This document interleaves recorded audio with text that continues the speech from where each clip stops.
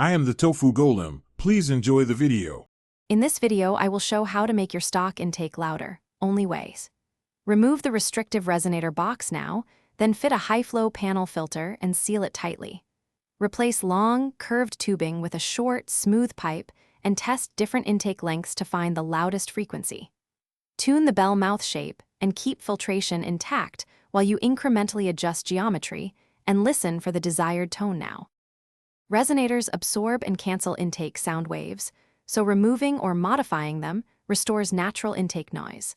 Focus on minimizing Helmholtz chambers and thin-walled cavities that kill frequencies.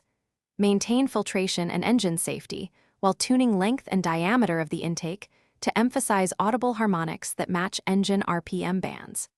Test changes on a short drive and use sound recordings to compare decibel and tonal shifts, adjusting geometry incrementally until desired sound is achieved.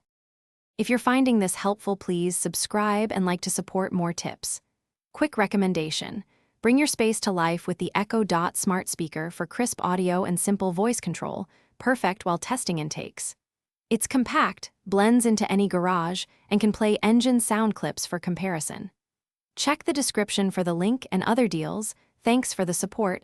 Now let's get back to the video. Begin by mapping your current intake layout and noting resonators, bends, and filter placement. Prototype a short, straight intake tube with a broad bell mouth and smooth finish to enhance audible flow.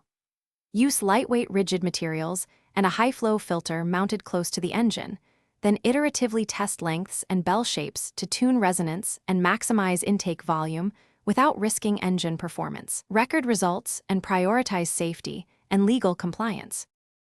Thanks for watching. Consider subscribing if we helped you today.